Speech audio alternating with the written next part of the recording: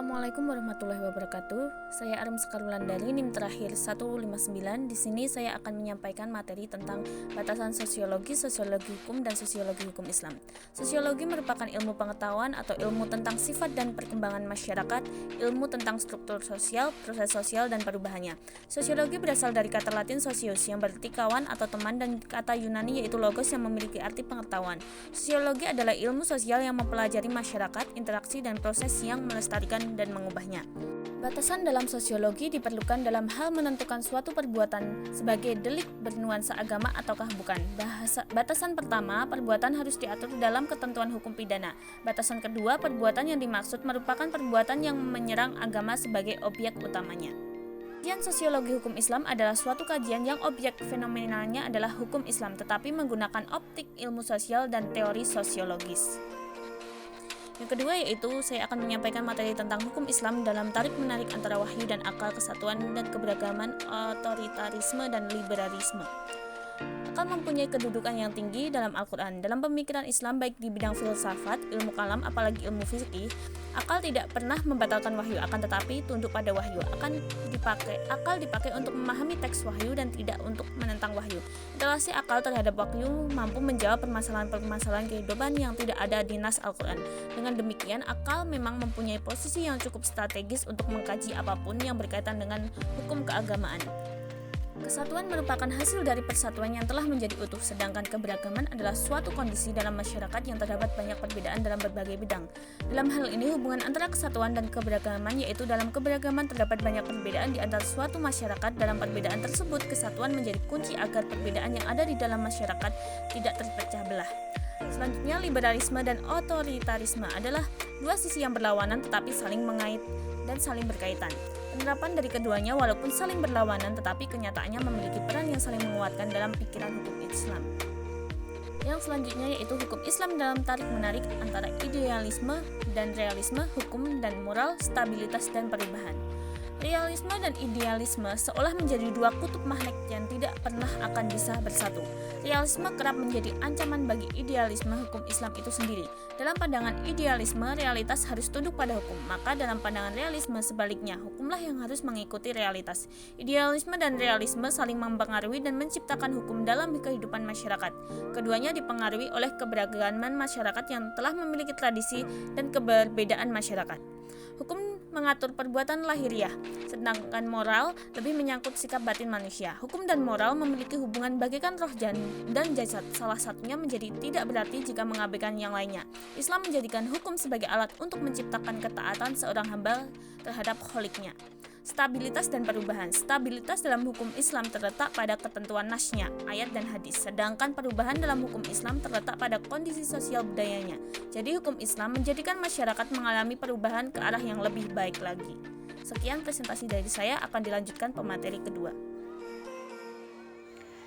Dalam pertemuan keempat sampai ke-9 kami membahas mengenai periodisasi hukum Islam, baik pada zaman Nabi sampai dengan pada zaman modern. Jika pada zaman Nabi, periode ini kekuasaan penentuan hukum berada di tangan Rasulullah SAW yang sumber hukum ketika itu adalah Al-Quran dan Sunnah Nabi Muhammad. Hingga kita masuk pada periode hukum Islam yang dipimpin oleh Khulafaur Rasyidin atau sahabat Nabi. Seperti yang telah kita ketahui, periode ini dimulai sejak wafatnya Nabi Muhammad SAW. Sumber hukum ini adalah Al-Quran dan Sunnah Nabi, ijma' dan juga ditandai dengan munculnya ijtihad para sahabat. Ijtihad ini dilakukan ketika persoalan yang ditentukan hukumnya tidak dijumpai secara jelas dalam nas. Selanjutnya berlanjut pada masa tabi'in hingga masa lahirnya mazhab. Nah, pada masa ini banyak sekali ulama-ulama bertebaran dan munculnya taklid atau menerima hukum atau pendapat secara cuma-cuma tanpa berlandaskan nas dan hadis Nabi. Dalam periode taklid ini, kegiatan para ulama banyak mempertahankan ide dan mazhabnya masing-masing. Hal ini merupakan salah satu faktor kemunduran hukum Islam pada saat itu. Tertutupnya pintu ijtihad membuat hukum Islam menjadi shotgun yang ditandai dengan fanatisme yang berlebihan terhadap imam bangsa tersebut. Kemudian berlanjut, zaman yang senantiasa terus maju, mengalami perubahan menuju perkembangan modern. Nah, hal ini banyak sekali menimbulkan persoalan baru nih teman-teman, di mana persoalan-persoalan tersebut pada era modern ini belum dijelaskan dalam nas Al-Quran dan hadis, bahkan para ahli sekalipun.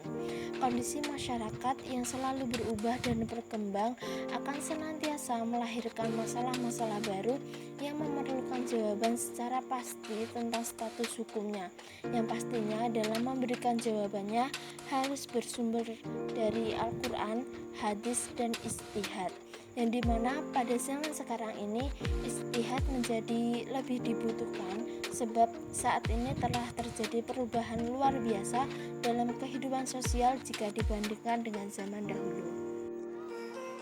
Saya Adinda Niken Kusumawati dengan NIM 192111163 akan melanjutkan materi tentang hukum Islam dan perubahan sosial. Perubahan sosial segala perubahan pada lembaga kemasyarakatan dalam suatu masyarakat yang mempengaruhi sistem sosialnya. Hukum sebagai sarana perubahan masyarakat. Pengguna hukum sebagai sarana pengubah masyarakat atau sarana pembaruan masyarakat. Pemecahannya mengenal problem yang dihadapi, memahami nilai-nilai yang ada di dalam masyarakat. Fungsi hukum itu sendiri yaitu hukum berfungsi sebagai sarana sosial kontrol atau pengendalian sosial. Yang selanjutnya hukum berfungsi sebagai sarana sosial engineering dalam rangka memperkenalkan lembaga hukum modern. Melemahnya wibawa hukum karena hukum tidak memperoleh dukungan yang semestinya dari norma sosial bukan hukum. Norma hukum belum sesuai dengan norma-norma sosial yang bukan hukum. Tidak ada kesadaran hukum dan kesadaran norma. Selanjutnya, faktor yang mempengaruhi efektifan hukum dalam masyarakat. Kaidah hukum memenuhi rasa keadilan dan kepastian hukum. Faktor yang mempengaruhi efektivitas hukum dalam masyarakat, faktor hukum itu sendiri, faktor para penegak hukum, faktor sarana dan prasarana, faktor masyarakat, dan yang paling akhir faktor budaya. Efektivitas hukum merupakan proses yang bertujuan agar supaya hukum berlaku efektif.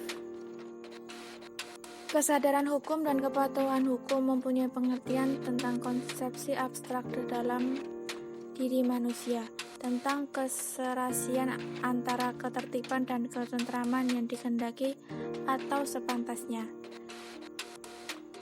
Kesadaran hukum merupakan kesadaran nilai yang terdapat dalam manusia tentang hukum yang ada atau tentang hukum yang diharapkan. Kesadaran tidak ada saksi merupakan perumusan dari kalangan hukum mengenai penilaian tersebut. Perubahan sosial modernisasi perubahan sosial yang terarah, sedangkan perwujudan modernisasi mekanisme media massa yang teratur, urbanisasi peningkatan pendapat per kapita.